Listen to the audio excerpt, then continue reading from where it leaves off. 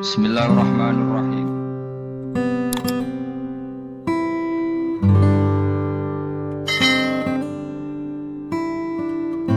Jadi dalam disiplin ilmu yang dikembangkan di pesantren itu sebetulnya kalau pakai ilmu logika maupun sosial apa saja, baik sosial ilmiah maupun sosial budaya, kita ini jauh lebih unggul ketimbang tradisi mereka. Misalnya begini, dulu di era Umar bin Abdul Aziz ada yang memberi gelar Khamisul Khulafa. Ini yang dikutip Mizan Kubro Imam Syaroni. Beliau ngendikan begini: idza ra'aitum jama'atan yatanajawna sirran fi ma bainahum fi amri dinihim, itu fasyhadu anna dzalika dhalalun wa bid'atun. Jika kamu melihat satu komunitas tertentu yang bisik-bisik agama tapi di grupnya mereka sendiri tanpa melibatkan kelompok lain yang mungkin a'lama minhum, lebih alim, maka itu sesat, dhalalun wa bid'atun. Sehingga dulu itu sudah ada tradisi konsensus ilmiah. Konsensus ilmiah ini diputuskan oleh konsensus yang min ahli ilmi, sehingga orang yang tidak ngalim itu ya konangan. Kalau sekarang nggak pati konangan, tahu-tahu ada orang nggak jelas juntrungannya punya majelis tafsir yang bisa saja cindil tikus itu halal, hanya karena berdasar dalil, misalnya kula ajidu fi ma uhiya ilayya muharraman ala ta'imiyat amru ila yakuna waitatan aw damam masfuhan aw lahma insin, sehingga dianggap yang halal itu banyak, yang haram hanya 3. Saya pernah ketemu di antara mereka, tanya, apa betul Gus Bak menurut Islam begitu? Terus saya baca di antara ciri Nabi itu yang ada di kitab Taurat dan Injil itu wa yuharrimu alaihimul khaba'is. Jadi kadang mawadi'ul halal wal haram itu tidak disebut di halal haram, tapi disebut di sifatun Nabi. Sifatnya Nabi adalah wa yadau anhum israhum wal aghlal allati kanat alaihim. Di antara sekian sifat itu wa yuharrimu alaihimul khaba'is, dan Nabi mengharamkan sesuatu yang menjijikkan. Nah, kira-kira itu cindil tikus itu kalau sama dakok di ruang tamu jijik kan? Enggak, ya jijik, ya sudah haram saja kata saya. Akhirnya sebagian mereka ya tobat, mau ngaji sama ahlinya. Dulu ketika Imam Malik ngarak Muwatta itu beliau ngendikan, dan ngendikan itu saya hafalkan. Ini ada di kitab Al-Manhalul Latif, juga dikutip Gus Najih dalam kitabnya At-Tajridul Musaffa. Aradtu kitabihada ala sab'ina faqihan min fuqaha il-Madinah fakulluhum wato'ani fasammaituhu al-Muwatta. Kitab ini sudah saya tasihkan ke 70 ahli fikih di Madinah, kemudian semuanya setuju, fakulluhum wato'ani, semuanya sepakat, fasammaituhu al-Muwatta, maka kitab ini saya namain al-Muwatta, yang disetujui. Sehingga kita tidak boleh menjadi orang-orang alim humul sendiri dewean terus dikultuskan santrinya, rambutnya gondrong, terus muridnya jari dulang Nabi Khidir, sekambine kok kali jogo itu, terus terkenal wali itu. Ini kalau kita begitu bahaya. Makanya saya senang model pendidikan Anwar. Ilmu itu dikonsensuskan.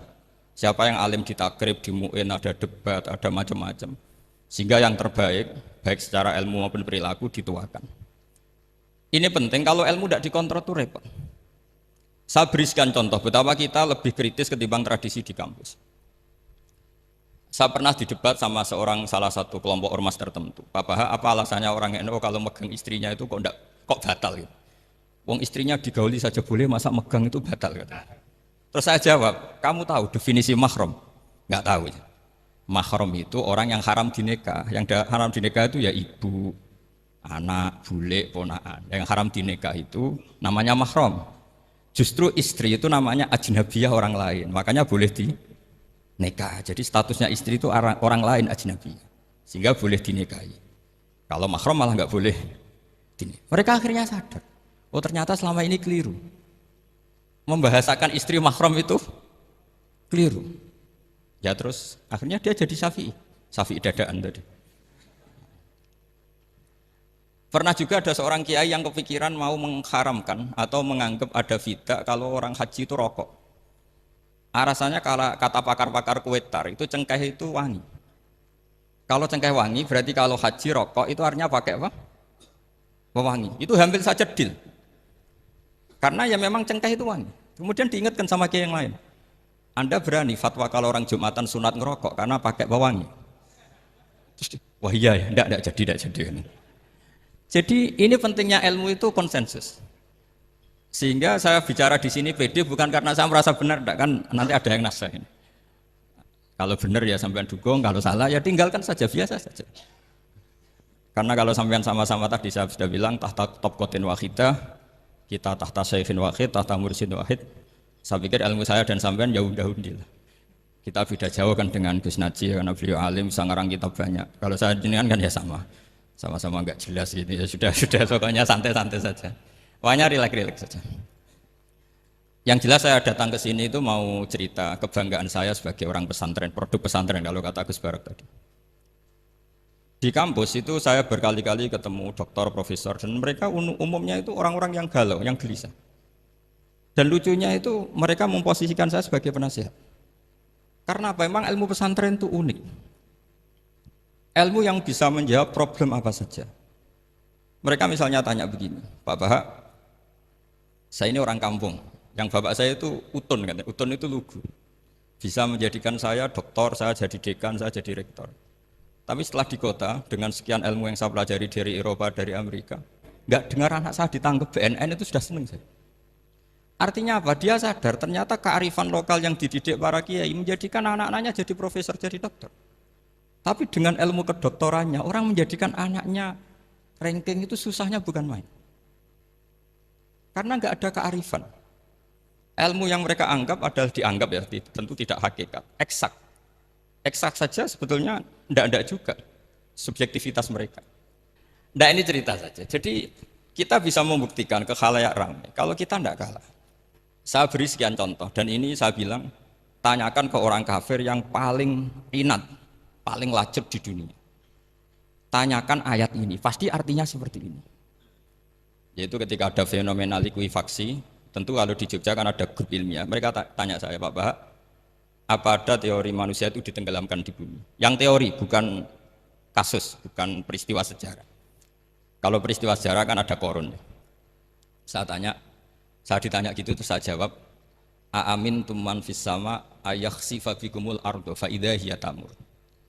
Apa kamu merasa aman di dunia? Sementara pengendali langit, man fis sama itu pengendali langit. Ya siapa saja, bisa malaikat atau bisa Allah, man sing kudratu fis sama, itu ahli tafsir beda pendapat. Yang enggak beda yang enggak pernah nafsiri gitu. Jadi yang enggak beda karena enggak pernah nafsiri. Ayakhsifa bikumul ardo, bahwa bumi ini bisa ditenggelamkan. Fa idza hiya tamur, ya memang bumi itu bisa meleleh. Terus saya memberi sekian argumentasi. Kalau kamu katakan justifikasi ilmiah karena kadung Islam dan kadung pegangan Quran, mungkin Anda akan bilang saya ini justifikasi, nyari pembenaran secara syariah. Tanyakan ke ahli lughat yang non muslim, maknanya ayat itu tetap seperti itu.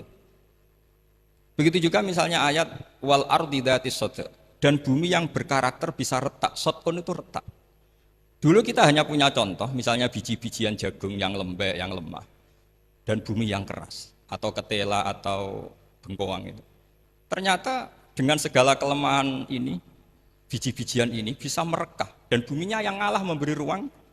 Dulu ulama hanya nyontohkan tadi, misalnya kalkhinto apa saja yang bisa bumi mengalah dengan proses tumbuhnya tanaman. Tapi itu kan qaulul mufassir. Kenangan saya ngaji ya, makanya saya bangga sekali sebagai murid beliau. Saya memberi gelar beliau al-faqih al-mufassir. Faqih betul karena beliau putra Abu Zubair yang ma'ruf bil fikhi. Dan al-mufassir beliau itu murid Said Alawi yang ngarang takriran Faidul Khabir itu dengan Habib Muhsin Al-Musawa itu. Ini penting, sanad kita ini penting, dan kita insya Allah sebagai murid tidak akan merusak sanad itu. Dan yang merusak sanad itu gurunya alim, baik guru alim terus kita bodoh itu merusak sanad itu. Saya masih ingat didawi Mbah Mun, wong jogeman merusak sanad. Ibnu Hajar Al-Asqalani ngalim-ngalimi wong, di murid Zakaria Al-Ansori. Beliau di murid Ibnu Hajar kita. Terus di murid Fathul Mu'in. Jadi kiai nak di murid ngalim itu yo isin hak. Nah kita berlomba-lomba supaya gak ngisin-ngisinin apa. Kiai. Ya ini kan kompetisi. Kalau gak kasih alim ya ngaku alim saja lah supaya ya nggak apa-apa. Ya cukup lah kalau di daerah masing-masing kan. Saya pernah sama satu temen itu, Gus kula wis ngalim kok iso. Kula niku tiyang Sragen. Urip kula teng kaki Joko Samudra. Jadi kok kula ngeten iki pun alim. Ketika dia nakal dan pengurus nyurati orang tuanya, memberitahu kalau anaknya nakal. Dia tenang saja. Tak tanya, kenapa kamu tenang? Bapakku buta huruf. Jadi pengurus nyurati itu ya tenang saja dia, karena dia tahu orang tuanya itu buta huruf. Kok nikmat kok gue enggak, saya nak cer. Ya tapi insya Allah barokatuh Syekhina semua itu tetap berkah. Karena itu awal hidayat di daerah masing-masing. Itu tidak perlu alim, sudah hebat itu. Karena ya nggak perlu lah. Kalau alim betul malah nggak sempat dakwah. Begini, ini penting saya utarakan. Karena sanad keguruan itu pernah saya cek ya. Ini cerita ini tahadus bin Imad. Guyonannya ulama meskipun guyonan itu ternyata musalsal. Dulu ya itu mungkin semuanya dengar sering cerita ada seorang desa gitu yang kambingnya habis mati, kebetulan kambingnya itu jenggotan kata beliau. Itu ada khotib yang jenggotan tuh nangis. Sempat khotibnya itu GR kalau dia itu ya ta'assar bimau idoti.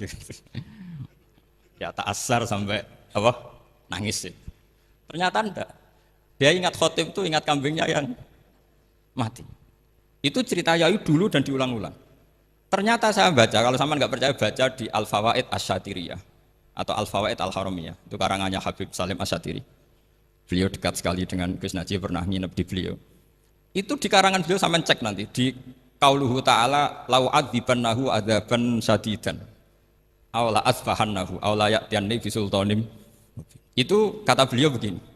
Adzaban syadidan itu orang dihidupkan atau didomisilikan di daerah yang enggak sejenis. Itu tersiksa sekali.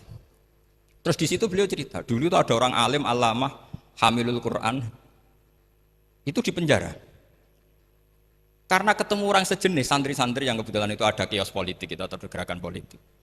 Itu di penjara itu asik saja. Bahkan banyak alumni penjara itu udah hafal Quran. Yang sebelum hafal ada yang bebas, nggak mau bebas karena ingin meneruskan hafalan dengan saking keramatnya tadi orang alim yang hafal Quran. Nanti kalau nggak percaya nanti dicek. Kitab itu sekarang gampang didapatkan. Al-Fawaid apa? Asy-Syatiriyah atau Al-Fawaid Al-Haramiyah itu namanya. Itu ternyata terus penguasa ini ngerti, ini di penjara kok happy-happy saja malah mulang Quran. Di penjara mbek wong bedui sing ora roh wong alim ya ora roh kitab.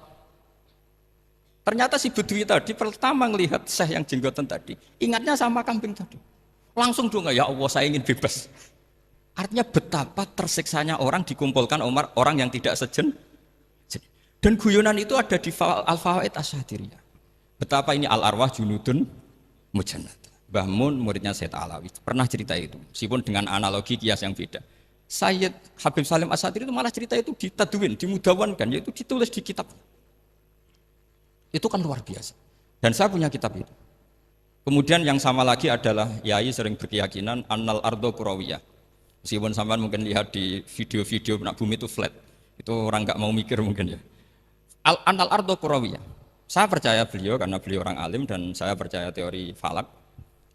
Kemudian saya cek di tafsirnya Imam Habib Syatiri tadi di ayat watarol jibala tahsabuha jamidata wa hiya tamurru marras sahab. Kata beliau annal ardo kurawiyah wa anna hadhil ardo tamurru kal jibal atau tamurru mamarul jibal marul jibal. Ketika dia ditanya apa alasannya, watarol jibala tahsabuha, kan ada kata tahsabuha. Tahsabu itu hasibah yahsabu husbanan. Kalau sebagian lughat hasibah yahsibu husbanan. Nah, itu sekarang kata beliau itu sekarang. Kenapa itu sekarang? Idlah husbana hunaka. Kan ada mufassir yang mengatakan tamur rumah sahab itu nunggu di akhirat. Watarol jibala tahsabuha jamidata wa hiya tamurru marras sahab itu nunggu nanti di akhirat. Tapi kata Habib Salim Asy-Syatiri tidak di dunia. Idlah husbana hunalika itu akhirat maksudnya. Di akhirat husban itu artinya kan nyongko, ngiro. Di akhirat semuanya itu ilmul yakin, ainul yakin. Jadi kalau tahsabuha pasti di dunia karena adanya husban dugaan hanya ada di dunia. Lagi-lagi muwafaqah bainahu wa bain Habib Salim Asy-Syatiri. Dan di situ detail sekali. Cara beliau nulis tafsir, pengalaman ngaji sama Sayyid Alawi, tanggalnya. Begitu juga saya dulu ngaji sama Yai. Banyak sekali, diantaranya yang saya syukur sekali, yaitu tadi Ulumul Quran. Dulu di MGS yang ngajar Faidul Khobir beliau sendiri. Dan kita syukur sekali. Jadi ini pengalaman-pengalaman kita sebagai murid, sebagai penerus. Terus ketiga begini, ciri khas samahah atau samahan. Ini saya meskipun tidak bawa makalah, saya ini baca sekian takbir. Kenapa guru-guru kita di Indonesia itu menghindari tema-tema ekstrim atau tema-tema keras? Saya pikir di sini masyhur sekali, beliau sering ngendikan zada khusyu'an zada jalan, kita hanya nirukan saja tapi tidak ikut menvonis. Karena kalau kita serius, terlalu serius, ngendikan hukum-hukum yang serius, nanti kejadiannya begini. Ini saya baca takbir ini dari kitab Ibnul Qayyim di I'lamul Muwaqqi'in an Rabbil Alamin dan dari kitab Nasaihul Ibad. Ketika lisan dihisab sama Allah Ta'ala dan mendapatkan azab yang paling tinggi dibanding jawareh yang lain, itu ketika lisan menanyakan sama Allah, kenapa ya Allah saya punya adab yang begitu ekstrim? Jawabannya Allah, kharajat minka kalimatun balagot masyariqal ardi wa magharibaha fasufikat biha damul haram wa ukhidha biha al malul haram wantuhika biha al farjul haram. Jadi kalau fatwa serius menjadi ekstremis, apalagi fatwa-fatwa tentang chaos, tentang apa, itu nanti resikonya itu ada safkut dima, dan itu hal yang dihindari ulama dulu. Kamu jangan pernah fatwa dengan meluncurkan satu kalimat yang dengan kalimat itu bisa saja sufika biha adamul haram, orang-orang yang nggak perlu mati harus terbunuh, dan sebagainya dan sebagainya. Kalau dalam Nasaihul Ibad redaksinya adalah kharajat minka kalimatun balagot masyariqal ardi wa magharibaha. Ini kalau di kitab Ibnul Qayyim redaksinya itu ada seorang ulama yang ngeluh ketika habis ngajar Al-Hudud. Ha anadza, kata beliau, yuta'allamu minni ma tudrabu bihir riqab wa tuta'u bihil furuj wa tu'khadhu bihil huquq. Jadi sehingga dengan tradisi ulama kabiron an kabirin, dulu-dulunya itu memang ulama menghindari tema-tema ekstrem. Bukan karena tidak bisa, karena takut ini kalau salah fatwa nanti safkut dima. Dan itu yang dilakukan Said Hasan bin Ali ketika beliau konflik, ya dengan tanda kutip konflik dengan Muawiyah. Kata beliau, bisa saja ini hak rajulin, ya sudah tak kembalikan ke dia. Bisa saja hak saya tak kasihkan ke dia, haknan lidima'il muslimin. Tapi karena hukum itu adalah hukum yang sifatnya ijtihadiyah, beliau tetap menutup dengan makalah wa in adri la'allahu fitnatul lakum wa mata'un ilahin. Saya tidak tahu ini kayak apa, jangan-jangan ini hanya fitnah. Kenapa beliau tetap menutup hukum wa in adri dan kemudian ditiru terus oleh Imam Malik, setiap ditanya sering bilang la adri. Sampai yang tanya pernah mangkel, ini pernah dikutip Gus Najih dalam kitab At-Tajridul Mustafa, juga ada di Al-Manhalul Latif. Kenapa sa'alim engkau selalu jawab la adri? Kata Imam Malik, jawab, saya ini orang jauh, kalau sampean bilang la adri nanti gimana? Saya laporan yang disuruh tanya. Kata Imam Malik, happy saja. Fa'abligh man wara'aka anni la adri. Enggak kamu tok yang harus tahu kamu saya la adri. Itu kan dari pisan umat temen aku ya la adri. Jadi ulama dulu saking khosnya sama Allah, khosyah, bilang enggak tahu itu enggak masalah. Karena begitulah sanad mereka dalam hal-hal yang ijtihadiyah, yang potensi safkut dima. Saya ulang lagi, yang potensi safkut dima itu milih aman bilang la adri. Sampean kalau enggak percaya dicek di Sahih Muslim atau di kitab-kitab hadis sahih yang lainnya. Dan ini juga yang dipakai Ibnul Qayyim ketika bikin muqaddimah I'lamul Muwaqqi'in dalam Khotorul Fatwa. Ada seorang namanya itu Buraidah. Buraidah itu Amirul Jaish. Itu setiap mau perang atau punya MOU dengan kelompok lain, kata Rasulullah, jika mereka menginginkan kamu ala antun zilahum ala hukmillah wa ala hukmi rasulillah fala tunzilhum ala hukmillah wa ala hukmi rasulillah. Ada redaksi yang fi dhimmatillah wa fi dhimmati rasulillah. Walakin anzilhum ala hukmi, posisikan bahwa MOU itu atas nama kesepakatan kamu dan mereka. Fa innaka la tadri atusiba hukmallahi amla, karena kamu tidak tahu apa kamu persis sebagaimana hukum Allah apa enggak. Kamu tidak bisa misalnya secara fikih, misalnya ada Zaid ini kafir harbi, terus kamu bilang ini wajib diperangi karena kafir harbi. Oke, itu mungkin. Tapi masalahnya bisa saja khusus Zaid ini ada sunnatullah, ada ilmu Allah yang mau diberi hidayat sehingga ada perlakuan khusus.